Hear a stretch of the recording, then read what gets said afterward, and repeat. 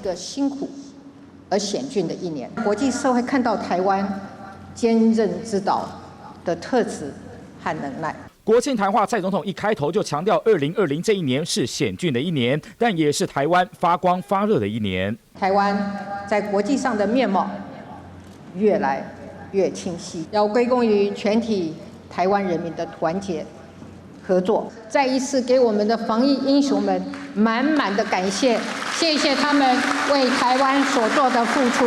蔡总统带头给防疫国家队满满的感谢，而挺过疫情，接下来的经济发展更是重中之重。台湾和美国将进行高层经济对话，寻求未来合作的空间。不只要超前部署，台美之间在经济层面上也将密切合作。而身为三军统帅，蔡总统也不忘向国军喊话：国军是我们的家人，也是国家主权、自由、民主最强的后盾。身为三军统帅，国军的未来的国军，就是我最心心念念的事情。心中无时无刻挂念第一线保家卫国的国军。而双十国庆这一天，又有2架疑似运8反潜机的共机2度进入我国西南海域，遭到驱离。蔡总统也向中国严正喊话：不畏战、不求战的原则，避免擦枪走火。北京如果能够正视台湾的声音，和台湾共同促成两岸的和解跟和平对话，